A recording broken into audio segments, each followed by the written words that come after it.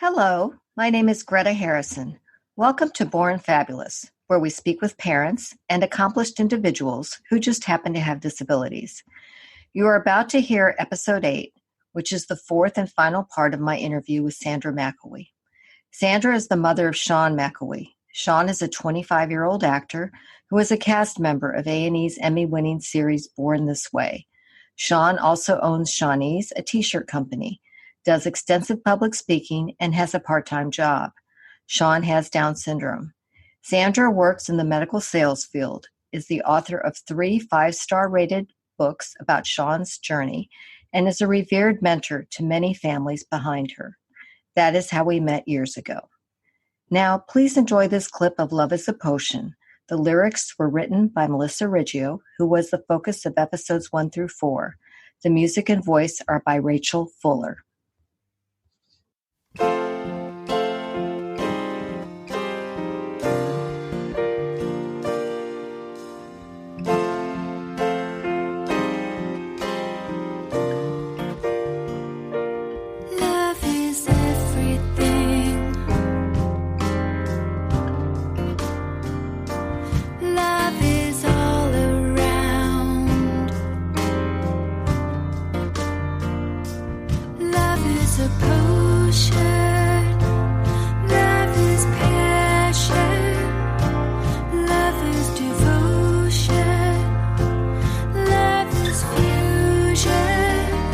So, when did you feel comfortable in this journey? Or have you ever felt comfortable? I'm going to make an assumption here that you are comfortable because I think I know you well enough to see that you are. Am I correct? So, okay. You know, I'm a pretty religious person, even though I cuss. And I, when I was 27, I remember going to my annual exam with a new doctor who I swear, remember Dr. Ruth Westheimer? Yes. This woman was Dr. Ruth. She's this little Hungarian woman, and she had the same accent. And it was like, oh my gosh, I'm seeing Dr. Ruth. And I just picked her out of my insurance because she was close. So it just worked out. And she says, you need to have a baby soon. You know, don't wait too long. And I'm like, don't even have a boyfriend. Why would I have a baby? And she says, you just don't want to wait too long because then you might not have a baby. And who's going to take care of you when you're old? And I go, where's that guarantee? I have plenty of friends who aren't going to take care of their parents when they're old. And I said, who knows? My kid could have a disability and not be able to take care of me. Now, where that came from, I have no idea. So with the day Sean was born, I remembered saying that. My kid could have a disability. But I was adopted, and I met my biological mother when I was 26. And honestly, Sean was my first blood relative. I mean, I met my biological mother. We were friends.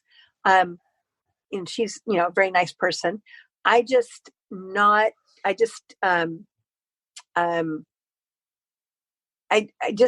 was my first blood relative, really. I mean, my first, and he was my baby. And he could have had 3 heads and been purple. I was going to love him no matter what. So when he was born with Down syndrome, I was like, okay, well, this is the journey God's put me on. So I'm open to whatever's next. And that's what happens when you're really, truly, surrendered to God's will for your life. So you had faith from the beginning. From the beginning. Sean was 14 days old when we went to his first infant program. And the infant program had a great parent support group part. So it was mommy and me style, where you went station to station. The physical therapist showed you how to do things, so you do it. Then you go to the speech therapy, and they basically at that point was just feeding.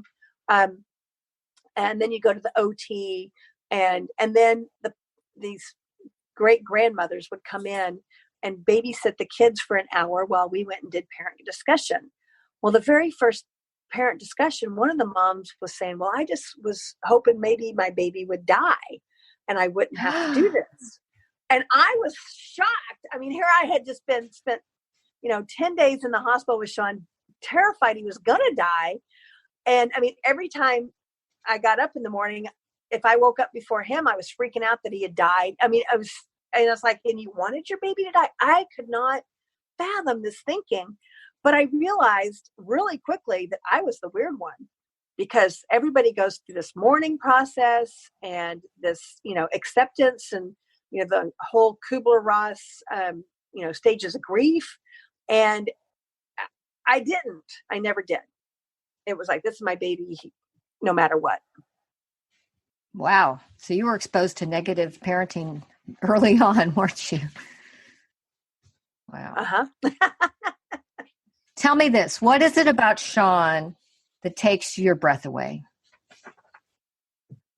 Oh boy, there's so many things. His creativity, his insight. He's always been he has a sixth sense.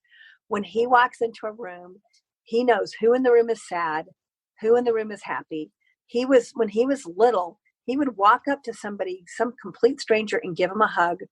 And this person would look at me and go, God, you have no idea how much I needed that hug today. But Sean knew. He knew when he wasn't wanted in junior high, that the teachers didn't want him in class. They didn't even have to say anything. He just knew. Mm-hmm. And he knows when he's treasured and people love him. I mean, he without words, he just knows.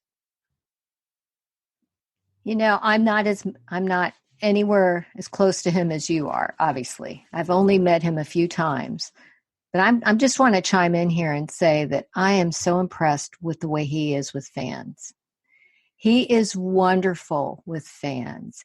And I remember the last time we saw you was a couple of years ago in, I'm trying to think if it was Arizona or California. I guess it was California at the Down Syndrome Conference, the National Down Syndrome Association Conference. And we were in the same hotel. We weren't in the main hotel. We were in the other hotel next to it. And we come out of the elevator, and who's the first person we see but Sean? And my daughter's like, that's Sean. And I'm like, yeah, it's Sandra. And he was just so gracious. And then when we would see you at the meals, he was always patient and gracious. And people don't realize that when you're like that, you have less time to eat because you're being patient and gracious to everybody else. But he was just so wonderful. And I've just always been impressed by that. And the couple of moments that struck me on the show the most were, I love the part where he was in the job interview and he said that he made mistakes and he was honest about that. And I love the part where he was honest about wanting a girlfriend. He's just totally honest. And then I love the part where he and Stephen tried to see if they could live together. Not everybody makes good roommates, but you were smart enough to rent that house for a month and see, does this work? And I just love that, that whole journey too. Because people without disabilities go through the same thing when they go to college or they get out of college and have a roommate, they go through the same thing. So yeah, that was wonderful. You've raised a good young man there. I think you know that. No, I'm really proud of him. The very first appearance he went on, he was posing for pictures and things. And of course, these parents bring their kids up to him and they don't know who Sean is. And it's like Santa Claus, when you're a little kid and you're like, who's this big fat man with a beard? And it's kind of scary. And this one little boy did not want to walk up to Sean. And I was so proud of him because he said, it's okay, dude, just stay there. And Sean walked over to him and posed for the picture where the little boy was at. And I think that really says a lot. I agree. He goes to where the person is at, instead of making them come to him. And he genuinely, I think, likes his fans. He's not faking it. I think he loves his fans. Every minute of that, he's so energized by his fans. He's totally energized. What are your goals, your dreams for Sean 10 years from now? Well, our goal all along has been independence, to be able to live independently and have the support he needs to live independently, because he does have a live-in aide and supported living staff. It's not like he's totally on his own. You know, the dreams change constantly and the goals change. Now that he has his own business, it's like he could possibly own his own house or own his own condo. It could happen. Mm-hmm. And that was something we never really thought would happen until maybe one day when we die and Sean inherits, the money from selling our house, can buy his own house. But I think, if his business ever takes off, that it could happen. He gets on the Ellen show, which is one of his goals. You know what? I'm glad you said that, because that's on my list. Let's talk about that. Let's talk about that. That one of Sean's goals is to be on the Ellen show. He's wanted that for a very long time. That's part of his keynote speech. He even says in his keynote speech, "My dream is to be on the Ellen show." Well, he got this baby onesie donation project, and he just got applications from 43 different Down syndrome associations in 10 different states across the country, or 20 different states across the country. And he's only got enough money to donate 360 onesies. And the total, after we added up all 43 organizations, the total amount of onesies was 1,585. So we're getting ready to do a video plea to Ellen to say, can you help us? Can you help me being Sean, donate the rest of the onesies? And it's less than $6,000. So I think it's probably doable for her to be able to, come up with, because we see her help other people with projects. So that's how he thinks now. That's how he thinks he's going to get on this show. Let's talk about Sean even getting on shows. Well, first of all, I want to say that when when we're recording this is not going to be available to listen to for several months. So by the time people are listening to this, there's a chance that Ellen will have had him on her show. And if that's true, thank you. That's wonderful. It could happen. It could happen. But if it has not happened by then, there's a challenge to Ellen. Interview this Emmy Award winning TV reality show star, business owner, and inspirational person in the most positive way possible. Interview him on your show, please, because I think people might not realize, unless they go into the interview archives, how few people with significant disabilities actually get interviews. Could we talk about that situation? Yes, please. When Born This Way came out, how people find out about new shows is typically talk shows. You'll see somebody that's in a movie go on a talk show and talk about the movie, and then millions of people are watching that, and then they go and watch the movie or whatever the or TV show or whatever.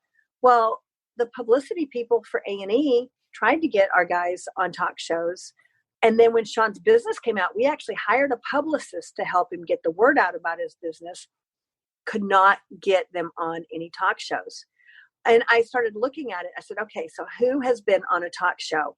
And I looked back, and really the only people with Down syndrome that have been on a talk show who talked, because most of the time they're there with somebody else, like a parent, and the parent does the talking and they just sit there. And it was Sam and Maddie, the guys who did the zombie movie. They were on Conan. Well, I met their moms, and their moms said basically what happened was one of the brothers went to film school and has a friend who's a producer on the Conan show, and his friend got Sam and Maddie on there. But guess what? Their brothers had to sit behind them in stools. I don't know what they thought Sam and Maddie were going to do. And Sam dropped the F-bomb on the show. And so one of the things I've been told is people are afraid because our guys are unpredictable. And all I can think is, don't we all remember when Tom Cruise jumped up and down on the couch on the Oprah show? How unpredictable is that, That's true. And I remember somebody flashing David Letterman and many other things. Yes. Yeah. Yes. That's don't they like unpredictable? Well, I think I want to throw this challenge out to Ellen if it's necessary. I want you to realize that the world of disabilities is an unknown minority. It's really the last civil rights struggle. I'm not saying that the other civil rights struggles have been solved, so please don't misunderstand that. I know that they're ongoing, but I'm saying this is one that not enough people talk about. And there's another example. Can we talk about Megyn Kelly? That show's not even on anymore. Can we talk about that example, what they said? Okay. Well, yeah, I would like to hear her. I would like her to hear this. Sean's publicist had arranged for Sean and John and Rachel to be on the Megyn Kelly show, but A&E requested we wait to do the show until season 4 came out. So we waited, and when season 4 came out, we went to say, okay, now the cast can do the show. Well, they said, we just did a story about somebody with Down syndrome 6 weeks ago, so we can't have too many stories at the same time. And what it was Emily Kingsley and Jason Kingsley talking about a documentary that was coming out about them and other people with disabilities. That was like, I think it was at the movie theaters even. I never got to see it, but it was like, really? So you can only have one person with Down syndrome. You can't have 2 people with Down syndrome in a 6-week period. Did you only have 2 Black people in a 6-week, one Black person in a 6-week period, one person who was gay in a 6-week period? I mean, come on. Who even thought there's a quota for people with Down syndrome on TV?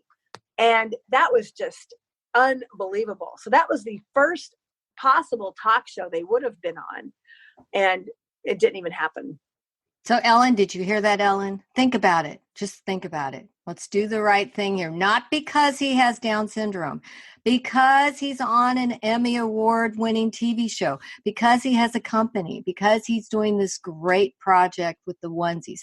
Those are the reasons you have him. And if somebody else with a significant disability comes up the next day, interview them too. Amen. All right. Okay. So I'm glad that we talked about that. All right, Sandra, what do you wish you could change? I wish that every child would have fully included education experience with no argument, no questions, and with all the proper supports that they need. When Sean was in elementary school, he was the first student fully included with special education needs in kindergarten in his whole school. He was transitioning. We transitioned between, we actually did special ed kindergarten, and then we did regular ed kindergarten. And from special ed kindergarten to regular ed kindergarten, the school psychologist tried to talk me out of this foreign idea of inclusion. And she said to me, do you really think he's going to learn as much in a regular ed class? What about the other kids? And he doesn't like to come in off the playground now. What if he doesn't come in off the playground? And I said to her, well, I've done my research, and from what I can tell, he'll learn more in a regular ed class simply because he'll be exposed to more. And the other students, they're going to see him as their classmates. And as far as the playground's concerned, that's why we arranged for him to have an aide so she can work on getting him back to class, and the teacher can take the rest of the kids back to class. So yeah, we do want full inclusion for Sean. So he starts elementary school and has kindergarten, first grade. Well, in third grade, and in first grade, the school psychologist was transferred to our school. And so she was able to observe Sean. In third grade, she came to me and apologized for trying to talk me out of inclusion. And she said to me, I can actually see that he is learning more. She said, but the biggest thing, I don't have one bully in third grade that I'm dealing with. She goes, I have a bully, 1 or 2 bullies in every other grade, but there's not one bully in the whole third grade class. And there was 4 classes. So it's not just not just one classroom, but Sean had been, they mixed it up each year. So he had met the other kids over the years. Well, fourth grade, in third grade, we also had a new principal. Fourth grade, she transformed the whole school to an inclusive school. And she had IEP meetings with everyone in the special ed classes. She invited them to be in a regular ed class and with all the supports they needed, or they could transfer to the next school over because that's where they were moving those classes to. Fast forward a few years, Sean's already in high school. I go to vote, and our elections, our voting was at that elementary school. So I see the school psychologist as I'm leaving after I voted, and she said, "Come in my office. I have to tell you a story." And so I go in her office, and she said, since Sean left, they've moved kindergarten classes here. Preschool classes here, special ed preschool classes to this campus. And she said, we had a little girl who was transitioning from preschool into kindergarten, and this was her neighborhood school. We sat in this meeting, and her mother pounded the table. I want to see every special education kindergarten class in the district so I can decide which one's the best for my daughter.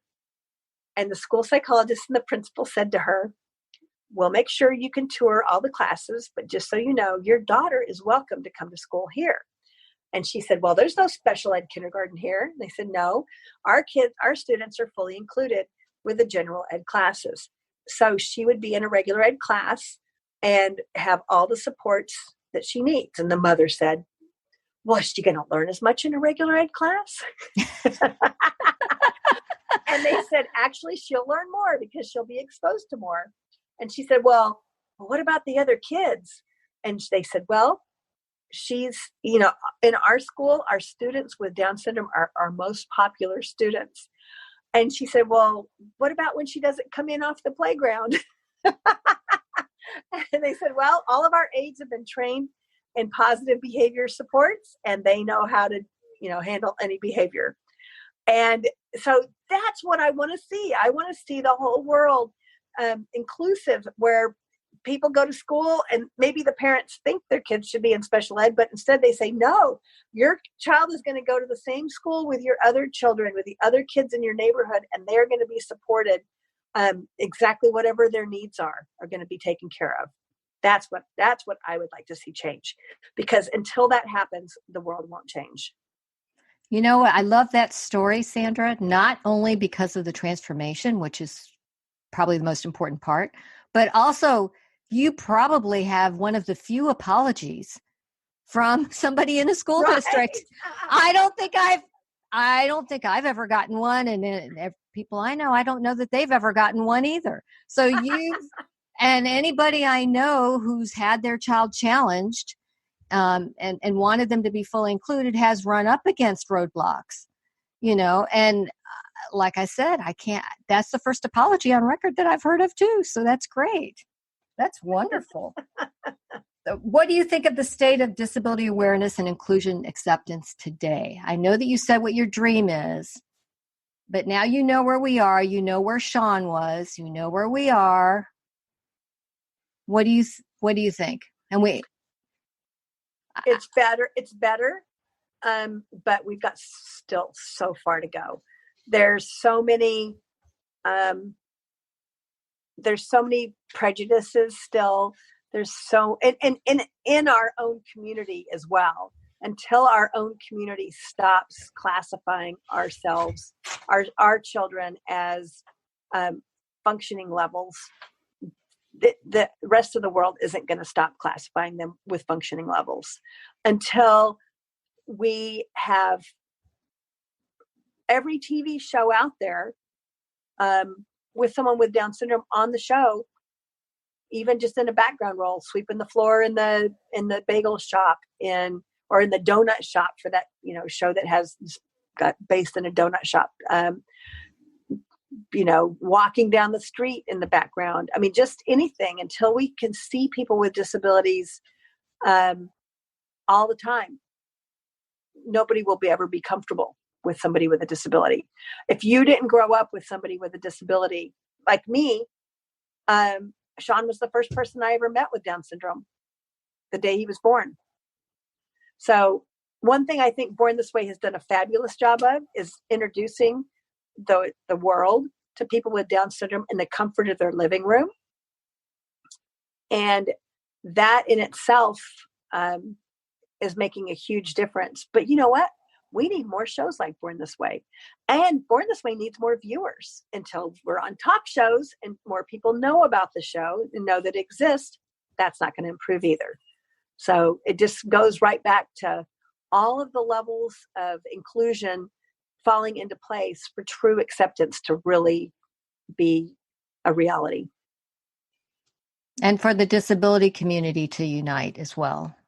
Absolutely. Behind the show, which they should. The soft bigotry of low expectations. I think that's what you're talking about too. Absolutely. So, well, on that note, Sandra, I'm going to say thank you so much for your time. It's been a wonderful discussion. I think we could probably talk for days.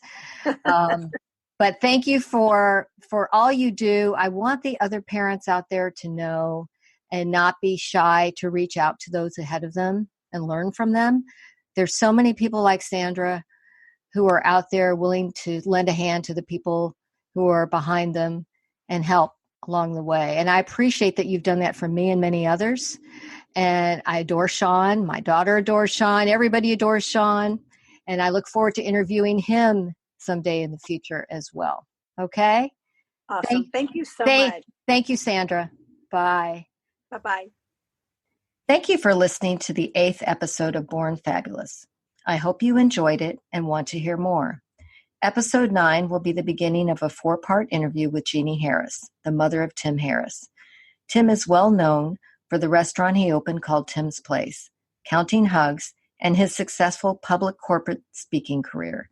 Jeannie has much wisdom and joy to share, mixed in with some great stories. Her first episode comes out May 24th. To learn more about Sean and see some photos, go to www.bornfabulouspodcast.com. If you haven't already, please subscribe to Born Fabulous Podcast on iTunes or any podcast directory. Now, please enjoy this clip of The Ring. Lyrics are by Melissa Riggio, who was the subject of episodes 1 through 4. The music and voice are by Rachel Fuller.